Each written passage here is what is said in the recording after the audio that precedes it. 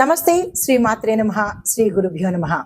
మనకి ఖగోళ శాస్త్రంలో, జ్యోతిష్యంలో రకరకాల గ్రహాలు, కొంతమంది కొన్ని సంయోగాలు జరుగుతూ ఉండడము, అందులోనూ మరీ ముఖ్యంగా యోగాలు అనేవి మనకి కొన్ని గ్రహాలు కలవడం వల్ల విపరీతంగా యోగిస్తుంది.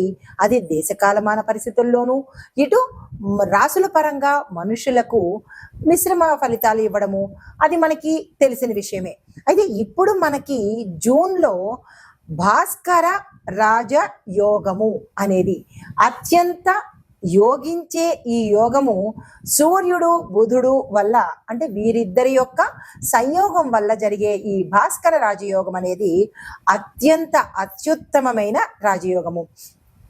అయితే ఈ రాజయోగము సూర్యుడు బుధుడు కలయిక వల్ల ఎలా ఏర్పడుతోందంటే, బుధుడు సూర్యుని కంటే 28 డిగ్రీలకు మించి దూరం వెళ్తారు. వాళ్ళిద్దరి డిస్టెన్స్ 28 డిగ్రీస్కి దూరంగా ఉండడం వల్ల ఈ రాజయోగం అనేది ఏర్పడుతోంది. అయితే దీనివల్ల మరొక విశేషం ఏంటంటే, బుధుడు సూర్యుడికి దగ్గరలో తిరిగే అవకాశం కూడా ఇక్కడ ఖగోళంలో ఏర్పడుతోంది. వీళ్ళిద్దరూ ఒకానొక సందర్భంలో ఈ తిరగడంలో మిథున రాశిలో కలుసుకోవడం వల్ల ఈ రాజయోగం అనేది ఏర్పడుతోంది. అయితే ఈ భాస్కర అంటే ఏంటంటే అత్యంత ప్రకాశవంతమైనది అనే అర్థం అనమాట. అయితే ఈ ప్రకాశవంతము, ఈ సాహసోపేతము, అంటే ఈ భాస్కర యోగము పట్టడం వల్ల ఇటు దేశానికి కానీ, లేదా అంటే ఒక వ్యక్తికి కానీ, ఒక సంస్థకు కానీ, లేదా అంటే ఒక సమాజానికి కానీ, ఎవరికి తీసుకున్నా సరే ఫలితాలు చాలా సాహసోపేతంగాను, తర్వాత ప్రతిభావంతమైన నిర్ణయాలు తీసుకోవడము, విజ్ఞానవంతమైన నిర్ణయాలు తీసుకోవడము, లేదా పనులు చేయడము, అంటే ఈ యొక్క ప్రభావము చాలా ఎక్కువగా మంచిగా కనపడము, దాంతోపాటు ఆర్థిక అభివృద్ధి ఎక్కువగా కలిగే అవకాశాలు ఈ భాస్కర రాజయోగంలో కనబడుతోంది. అది ఎప్పుడు జరుగుతోంది అంటే కనుక జూన్ నెలలో జరగబోతోంది. అయితే ఇది ఎలా ఏర్పడుతుంది అనే సంశయము రావచ్చు. అయితే ఈ యోగం ఏర్పడడానికి ముందుగా సూర్యుడు బుధుడు ఒకే కంజంక్షన్లో ఉండాలి, అది మొదటి పాయింట్. తరువాత వీరిద్దరి మధ్య దృష్టి యొక్క సంబంధం కూడా ఒకే కోణంలో ఉండాలి. తరువాత ఈ ప్రధాన కంజంక్షను బుధుడు కంబస్ట్ అవ్వకూడదు. వీళ్ళిద్దరూ ఒకేలాగా ఉండాలి, కానీ అస్తంగతం మాత్రం అవ్వకుండా ఉంటేనే ఈ రాజయోగం యొక్క ఫలితాలు ఏర్పడతాయి. అయితే సూర్యుడికి సమీపంలో తక్కువ డిగ్రీస్లో కనుక ఉంటే ఆ ప్రభావము సూర్యుడిని బలహీనపరచకూడదన్నమాట. ఇన్ని కండిషన్స్ మీద మనకి ఈ భాస్కర రాజయోగం ఏర్పడబోతోంది. అయితే ఈ భాస్కర రాజయోగము యొక్క ప్రభావము మనకి జూన్ మొదటి వారం నుంచి, అంటే జూన్ మొదలైన దగ్గర నుంచి సూర్యుడు బుధుడు ఇద్దరు కలిసి కరెక్ట్ కోణంలో, కరెక్ట్ అంటే ఒకే పర్ఫెక్ట్గా వాళ్ళ యొక్క గ్రహ సంచారము మిథున రాశిలో జరగబోతోంది. అయితే దీని యొక్క ప్రభావము, ఈ యోగము యొక్క ప్రభావము 12 రాశుల మీద ఎలా ఉండబోతోంది అనేది ఒక అంశం అయితే, మరి దేశకాలమాన పరిస్థితుల్లోనూ రక్షణ, రాజకీయ, న్యాయ వ్యవస్థ, వాతావరణము, వ్యవసాయము, ఇలా ప్రతి ఒక్కటి మన అంశము మనకి ఉపయోగపడేదే కదా. కేవలము 12 రాశులకే కాకుండా నేను చెప్పేది ప్రత్యేకంగా దేశంలో ఎలా ఉండబోతోంది, వాతావరణ పరంగా ఎలా ఉండబోతోంది, మన రక్షణ వ్యవస్థలో ఎలా ఉండబోతోంది, న్యాయపరంగా ఎలా ఉండబోతోంది, అండ్ రాజకీయ పరంగా ఎలా ఉండబోతోంది అనే ఈ అంశాలన్నిటినీ కూడా మీ అందరికీ తెలియాలి. ఎప్పుడూ మనుషులకే కాకుండా మన చుట్టూ ఏం జరుగుతోంది అనే అంశాలు కూడా ప్రతి ఒక్కరికి తెలియాలి అనే విషయంతో మీ ముందుకు ఈ ప్రత్యేకమైన అంశాలు తీసుకొస్తున్నాను. అయితే మరి ఈ రాజయోగం వల్ల ఏ రాశులకు బాగుంటోంది అనే విషయంలో క్లుప్తంగా చెప్తాను, తర్వాత సవివరంగా చెప్తాను. ముందుగా మిథున, కన్య, తుల, ధనస్సు, కుంభరాశుల వాళ్లకు, ఈ రాశుల వాళ్ళకి విపరీతమైన, అత్యంత లాభదాయకమైన, యోగ్యదాయకమైన, విశేషమైన ఫలితాలను ఇవ్వబోతున్నాడు. అయితే ఈ రాశుల వాళ్ళకి ఎలా ఉండబోతోంది అంటే, వీరు అత్యంత సాహసోపేతంగాను, కొత్త కొత్త అవకాశాలు తెచ్చుకోవడంలోనూ, ప్రతిభ ధైర్యము ప్రదర్శించడంలోనూ, విద్య, ఉద్యోగము, వ్యాపారము, మీడియా, కమ్యూనికేషను, చట్ట చట్టము అంటే న్యాయము, రాజకీయ రంగాలలో ఈ ఎవరైతే ఉంటారో, నేను ఇందాక ప్రస్తావించిన రాసుల వాళ్ళు ఎవరైతే ఉంటారో వాళ్ళకి విశేషమైన ఫలితాలు కనబడబోతున్నాయి. అయితే మరి మిగతా రాసుల వాళ్ళకి ఎలా ఉండబోతోంది అంటే కనుక కొంత మిశ్రమ ఫలితాలు ఉంటాయి, కానీ అంత విశేషమైన ఫలితాలు ఈ సమయంలో దక్కబోదు. అయితే మరి సామాజిక, ఆర్థిక, రాజకీయ, వాతావరణ, రక్షణ, న్యాయ వ్యవస్థల మీద ఎలా ఉండబోతోంది అనే అంశంలో రైతులకు అంటే ముందుగా వ్యవసాయాన్ని చూసుకున్నట్టయితే రైతులకు సాంకేతికంగాను అంటే టెక్నికల్ గాను, సమాచార వ్యవస్థలు, అడ్వైజరీ వ్యవహారాలు ముందుగా ఎక్కువగా బలపడతాయన్నమాట. అంటే రైతుల్ని ఎడ్యుకేట్ చేసే విధంగా ఉపయోగపడుతుంది. తర్వాత వర్షాలు కనుక సమయానికి కురిస్తే రైతులకు అత్యంత సంతోషంగాను లాభంగాను ఉంటుంది. ప్రతి ఒక్క రైతు ఆనందంతో నాట్యమాడే సమయము ఈ రాజయోగం అన్నమాట. అయితే తర్వాత మరి ఆర్థిక వ్యవస్థ ఎలా ఉంటుంది అంటే కొత్త ఆవిష్కరణలు అంటే కొత్త కొత్త ఇన్వెన్షన్స్ ప్రవేశపెట్టడము, పెట్టుబడులతోనూ స్టార్టప్ కంపెనీలకు కమ్యూనికేషన్ రంగంలో ఉన్న సిచ్యుయేషన్స్ ఏవైతే ఉంటాయో వాటిలో ప్రొడక్టివిటీ గ్రోత్ అనేది కనబడుతుంది.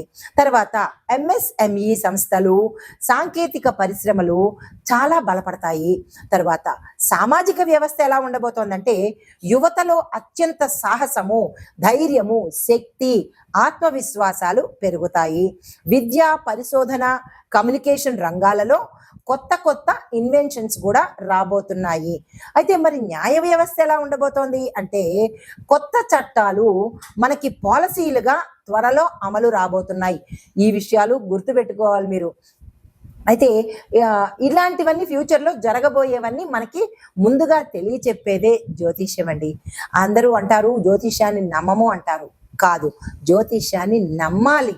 వాస్తవాలను మన కళ్ళకు కట్టినట్టుగా చెప్పేదే, ముందుగా జాగ్రత్త పడమని చెప్పేదే జ్యోతిష్యం అనమాట. అయితే మరి రాజకీయ వ్యవస్థ ఎలా ఉంటుంది అంటే కనుక నాయకత్వంలో మన లీడర్స్లో దూకుడుతనము, కొత్త కొత్త విధానాలు కూడా ప్రవేశపెట్టబోతున్నారు. అయితే సోషల్ మీడియా, కమ్యూనికేషన్ రంగాలలో వివాదాలు, ప్రచారాలు కూడా ఎక్కువగా పెరుగుతాయంట. అంటే ఒకవైపు మంచి జరుగుతుంటే మరొక వైపు చెడు దుష్ప్రచారాలు కూడా జరిగే అవకాశాలు. కమ్యూనికేషను అంటే ఈ సోషల్ మీడియా, కమ్యూనికేషన్ రంగాలు మంచికి ఉపయోగించుకుంటే దేశం బాగుపడుతుంది, చెడుకు ఉపయోగించుకుంటే దేశం సర్వనాశనం అయిపోతుంది. కాబట్టి ప్రతి ఒక్కళ్ళు దేశ క్షేమం కోసం మాత్రమే పని చెయ్యాలి అనేది ఒక చిన్న రిక్వెస్ట్ అన్నమాట. అయితే మరి రక్షణ వ్యవస్థ ఎలా ఉండబోతోంది అంటే కనుక సైనిక వ్యవస్థలో కమ్యూనికేషన్ పెరుగుతుంది. సాంకేతిక రంగాలలో అంటే టెక్నికల్గా, టెక్నాలజీ పరంగా అభివృద్ధి, గ్రోత్, డెవలప్మెంట్ కనబడుతోంది. సైబర్ సెక్యూరిటీ అంటే చాలా అభివృద్ధి అవుతుంది, బలపడుతుంది. ఇప్పుడు ఇవాళ రేపు చాలా సైబర్ క్రైమ్స్ ఎక్కువైపోతున్నాయి. దాన్ని కంట్రోల్ చేసి ప్రజలకు మంచి చేసే ఉద్దేశాలతో కొత్త కొత్త చట్టాలు కానీ, కొత్త కొత్త ప్రణాళికలు కానీ జరిగే అవకాశాలు ఈ భాస్కర రాజయోగంలో ఎక్కువగా కనబడుతోంది. అయితే కొన్ని ముఖ్య అంశాలు, చాలా ఇంపార్టెంట్ ఈవెంట్స్ నేను మీకు ఇప్పుడు చెప్పబోతున్నాను.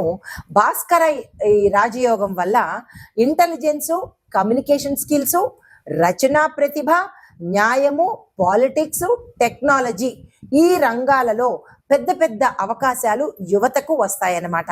అంటే ఉద్యోగ అవకాశాలు కానీ, స్టార్టప్స్ పెట్టుకోవడం కానీ, ఈ దిశగా ఎవరైనా ప్రయత్నం చేస్తే కనుక మంచి ఆపర్చునిటీ వచ్చే అవకాశాలు ఎక్కువగా ఉన్నాయి. రెండో పాయింట్, మిథునము, కన్యా, తుల, ధనస్సు, కుంభరాశుల వారికి ఎక్కువగా గొప్ప గొప్ప అవకాశాలు వచ్చే దిశ కనపడుతోంది. ఈ రాశుల్లో ఉండేవారు ఎవరైనా సరే, ఏ రంగంలో ఉన్న వాళ్ళైనా సరే, మీ టాలెంట్ను ప్రదర్శించడం కానీ, కొత్త కొత్త అవకాశాలు వెతుక్కోవడం కానీ ఈ సమయంలో కనుక చేసినట్టయితే మీరు హై స్థాయికి వెళ్ళే అవకాశాలు చాలా ఎక్కువగా కనబడుతున్నాయి. దేశంలో చూసినట్టయితే ఇంకొక పాయింట్, ఆర్థిక వ్యవస్థ, రాజకీయాలు, సాంకేతిక రంగాలు కూడా చాలా స్ట్రాంగ్ అవుతాయి, బలపడతాయి అన్నమాట. ఇవి మనకి ఈ భాస్కర రాజయోగం వల్ల జరగబోయే ముఖ్యమైన అంశాలు. నమస్తే. తదుపరి రాశి వృశ్చిక రాశి. ఈ వృశ్చిక రాశిలో ఉన్న వారికి భాస్కర రాజయోగంలో అనగా సూర్యుడు మరియు బుధుడు మిథున రాశిలో సంచరించడం వల్ల మీ రాశి వారికి 8వ ఇంట సంచారం చేస్తున్నారు. మరి ఆ సంచార ఫలితాలు ఎలా ఉండబోతున్నాయి అంటే కనుక, రహస్య శత్రువులు మీకు చాలా ఎక్కువ మంది ఏర్పడే అవకాశం ఉంది. చాలా జాగ్రత్తలు తీసుకోండి. ఎదురుకుండా కనబడే శత్రువులు వేరు, మీతో నవ్వుతూ మిమ్మల్ని వెన్నుపోటు పొడిచే శత్రువులు వేరు. అది వాళ్ళని గుర్తించడం చాలా కష్టము. అయినప్పటికీ జాగ్రత్తగా ఉండే ప్రయత్నం చేసుకోండి. ఆరోగ్య సమస్యలు చాలా ఎక్కువగా ఉన్నాయి, దాని పట్ల జాగ్రత్తలు తీసుకోండి. ఈ రాశిలో ఉండే వారికి ఈ భాస్కర రాజయోగంలో ఎటువంటి మంచి ఫలితాలు అస్సలు కనిపించట్లేదు.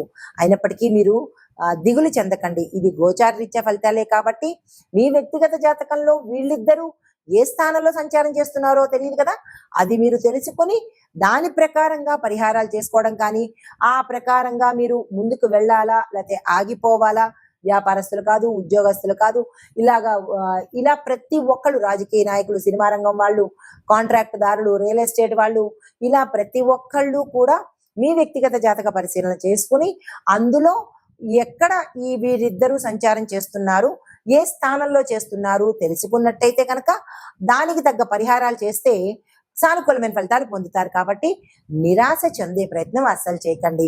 అయితే మీకు చెప్పదగిన పరిహారాలు, గోచార రీత్యా మంగళవారం రోజు అనగా ఈ రాజయోగం ఉన్న ప్రతి మంగళవారం రోజు హనుమాన్ చాలీసాను తప్పనిసరిగా మీరు మాత్రమే పఠించే ప్రయత్నం చేసుకోండి. మాకు పలకడం రాదు, మేము పలకలేము అని అనుకున్న వాళ్ళు మాత్రమే వినే ప్రయత్నం చేయండి. పలకడం నోటికి వచ్చి కూడా మేము పలకము, మాకు టైం లేదు అనుకుంటే ఫలితం అనుభవించాల్సి వస్తుంది. లేదు, నోటికి వచ్చిన వాళ్ళు ఒక్కసారి కూడా పలికే శక్తి, సమయము లేనప్పుడు మనకి ఫలితాలు రావాలి అంటే ఎట్లా వస్తాయి చెప్పండి? దేవుణ్ణి పూజించే సమయము మనకి లేదు, దేవుణ్ణి నోరారా పిలిచే సమయమూ లేదు.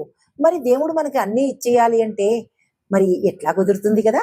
ఒక్కసారి ఆలోచించి నోటితో పలికే వాళ్ళు తప్పనిసరిగా పలకండి, గ్రహ దోషాలు పోతాయి. పలకడం రాని వాళ్ళు మాత్రమే వినే ప్రయత్నం చేయండి ఒక్కసారి.